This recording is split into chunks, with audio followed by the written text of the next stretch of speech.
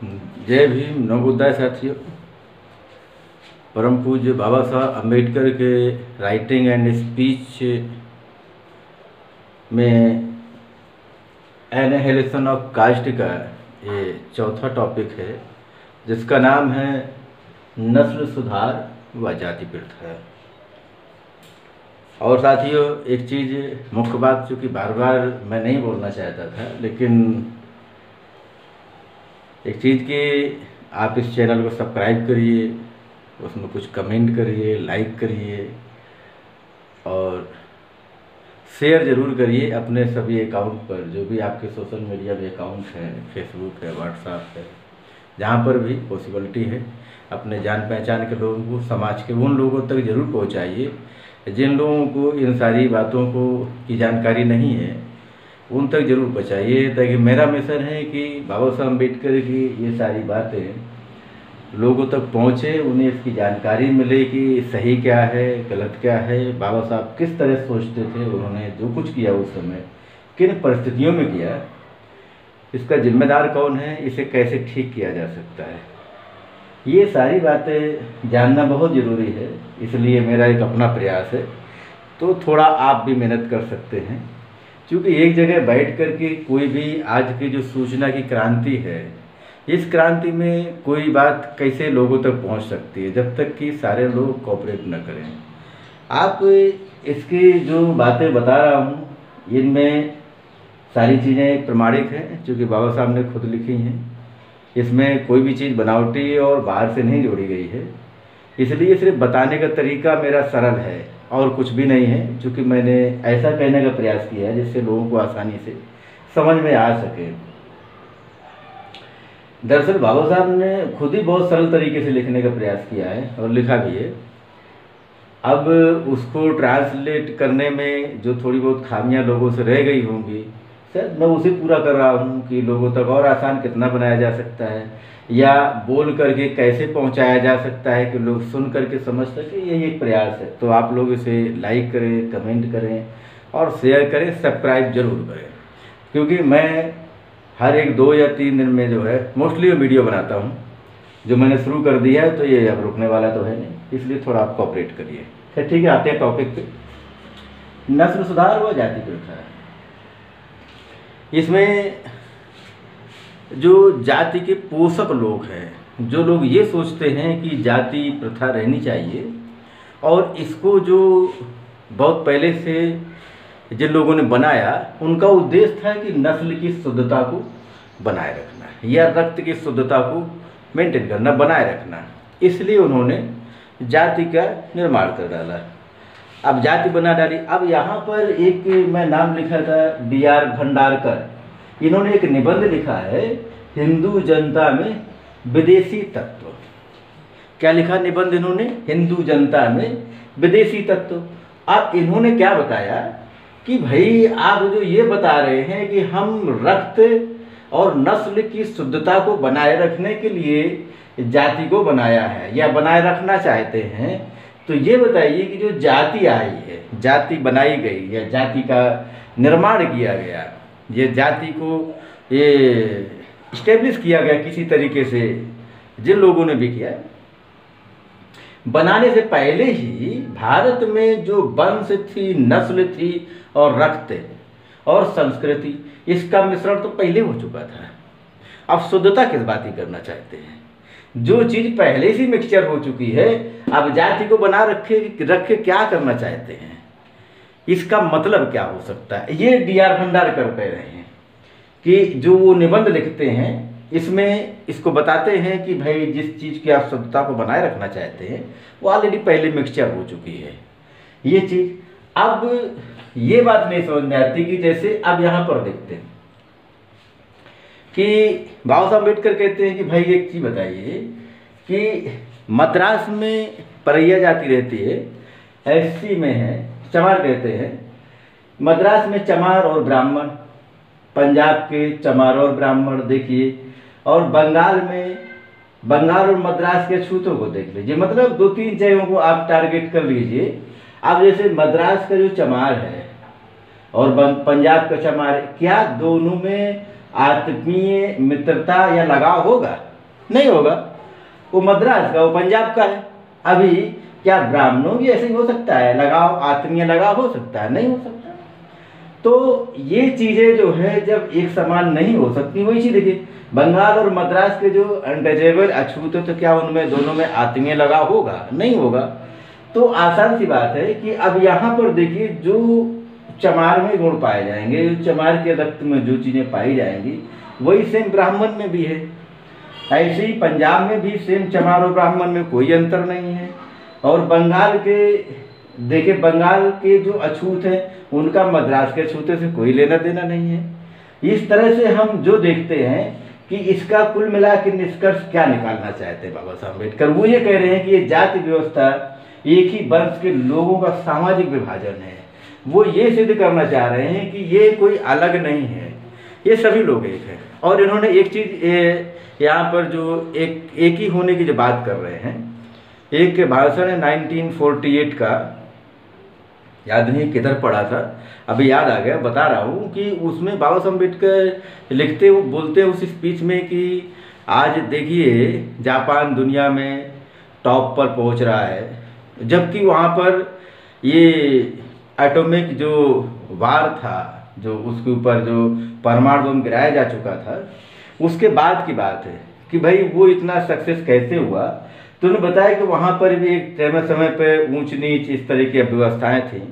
तो जो लोग उच्च वर्ण के लोग थे उन्होंने क्या किया कि जो उनके अननेचुरल राइट्स थे, जो वो समझ गए कि भाई हमने जो अप्राकृतिक रूप से जो अधिकारों का संग्रहण कर रखा है और हम इनके माध्यम से दूसरों पर अत्याचार करते हैं, उन्होंने अपने आप त्याग दिया।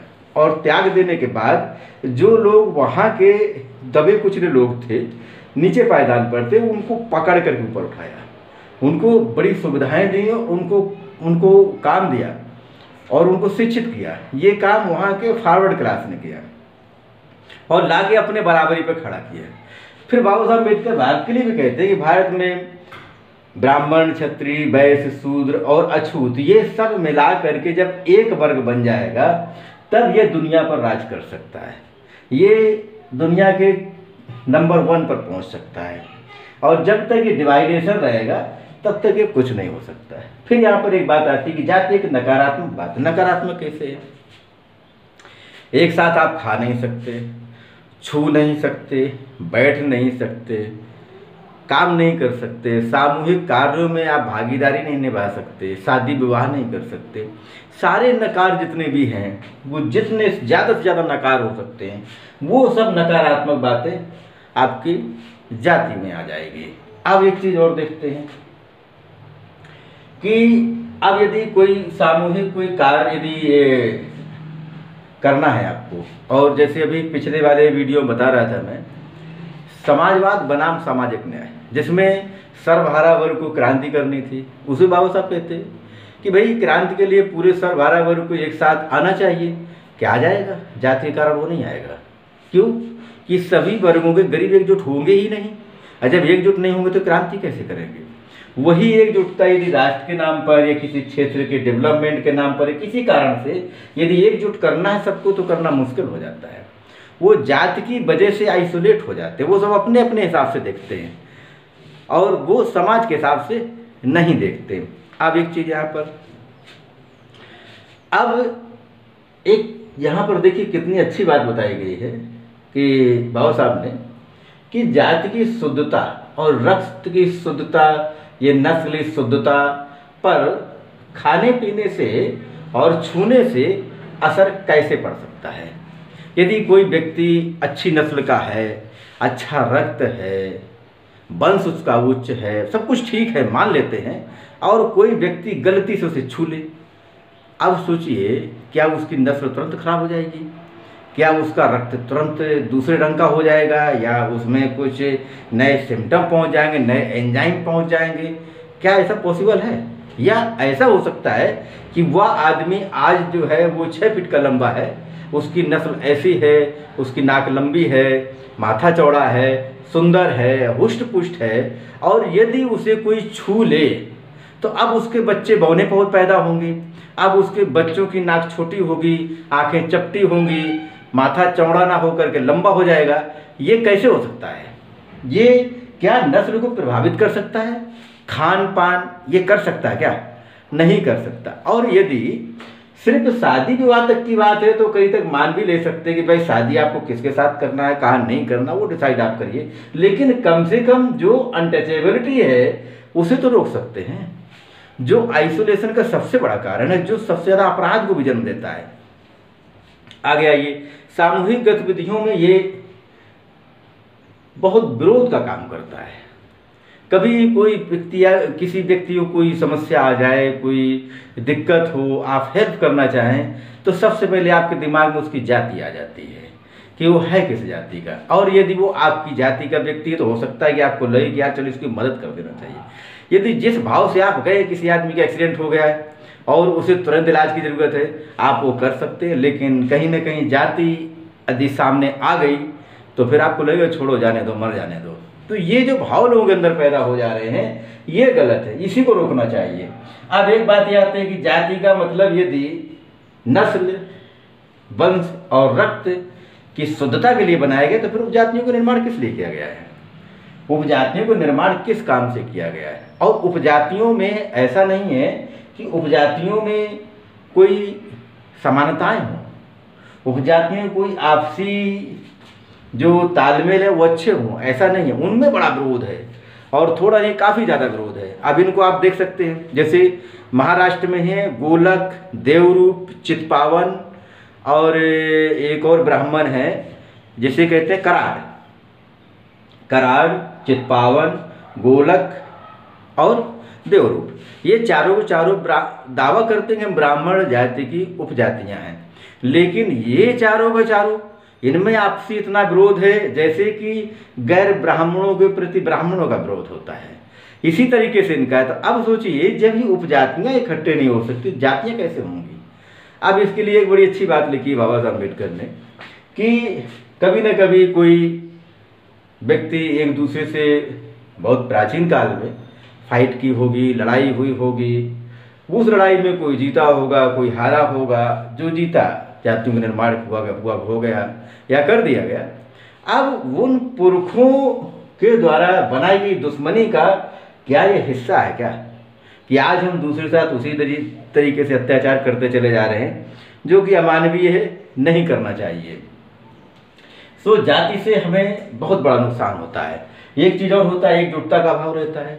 अभी आप ये देखेंगे कि जितनी भी जातियां हैं वो सब एक जाति और उपजाति के लोग आपस में इकट्ठे होने का प्रयास करते हैं और वो अपने ही जाति की दूसरी उपजाति के साथ उनके सामंजस्य नहीं बनते, तो यहाँ पर एकता भी नहीं की जा सकती। इस तरह से अब हम आगे देखेंगे कि इन सारी चीज़ों को बाबा साहब अम्बेडकर जब लिख रहे हैं, नस्ल सुधार मतलब उस समय लोगों का विचार था कि उन्होंने ये दलील दे दी कि हम नस्ल सुधार के लिए, रक्त की शुद्धता के लिए जाति को बनाए रखना चाहते हैं। और ये 1936 की बात है जब बाबा साहब किसके बारे में लिख रहे हैं। अब हमको हर बार ये चीज़ जरूर देख लेना चाहिए कि 1936 में जब बाबा साहब इतनी बड़ी बातें लिख गए, इसका कितना % असर उन लोगों ने पड़ा जिनके हाथ में पावर था। पावर 2-3 तरीके का रहता है, जैसे आर्थिक पावर है, आर्थिक शक्ति किसके पास है, उसने आर्थिक रूप से कितनी बेईमानी की है, उसको क्या ईमानदारी में तब्दील किया। दूसरा चीज़ ये कह सकते हैं राजनीतिक पावर किसके पास है, तो उसने कुछ चेंज करने का प्रयास किया है कि जो प्राचीन काल से जो गलत चीज़ें चली आ रही थी उससे बहुत ही मानव समाज का नुकसान हो रहा है, तो हमें इसमें कुछ परिवर्तन लाना चाहिए, कुछ सुधार लाना चाहिए। वो किया नहीं किया। अब सामाजिक शक्ति जिनके पास है, जो समाज को नियंत्रित करते हैं, समाज को एक दिशा देते हैं, उन लोगों ने क्या इस पर कभी नज़र गई? जो बेस को कमज़ोर करता है, समाज की नींव को कमज़ोर करता है, खोखला कर देता है। कम से कम आप ये देखेंगे कि 90% समाज इन्हीं सब चीज़ों से प्रभावित रहता है, सोच के रखता है कि मैं ऊंच हूँ कि मैं नीच हूँ। अब इसमें ऊंच नीच की बात डाल करके समाज में यदि जाति है, ठीक है, तो ये हम कैसे कह सकते हैं कि एक की नस्ल खराब है, दूसरी की नस्ल अच्छी है? ये तो कभी कह ही नहीं सकते। तो ये सारी चीज़ें जो इसमें आ जाती हैं, फिर हम ये कैसे डिसाइड कर सकते हैं कि भाई हमको किस तरह की संतानें चाहिए, हम कैसा पैदा करना चाहते हैं। यदि हम ये देख लें कि भाई किसी एक जाति में इस तरह की संतानें हमेशा पैदा होती रहती हैं तो माना भी जा सकता है, लेकिन ऐसा तो होता नहीं है। एक ही वंश में देखेंगे कि परिवार में देखें तो अलग अलग ढंग के बच्चे मिलेंगे। अब यदि 4 बच्चे हैं तो चारों के चारों समान टैलेंट तो नहीं होंगे, हो सकता है चारों की हाइट समान ना हो। तो ये सारी जब चीज़ें पाई जाती हैं तो हम कैसे मान सकते हैं इन सब चीज़ों की वजह से ये सारी चीज़ों का जो कारण है बनाए रखना है वो जाति है। तो ये जाति कोई बहुत कारगर चीज़ नहीं है जिसे बनाए रखना जरूरी है, बल्कि एक समाज विरोधी चीज़ है और ये मानवता के लिए बहुत बड़ा खतरा है। और आज यदि हम सोच लेते हैं, आज का जो हमारा समाज है, वर्ग है, युवा है जो पढ़ लिख रहा है, यदि वो थोड़ा सा ये सोच लेता, आज का युवा मान लेते हैं हम कि जो 15 साल से 25 साल के जो लोग हैं, जो स्टूडेंट्स हैं, यदि वो थोड़ी देर के लिए सोच ले कि भाई जाति से क्या बनने वाला है और वही जाति को डिवाइड कर देते तो आज के 20 साल बाद तो जाति खत्म हो जाएगी।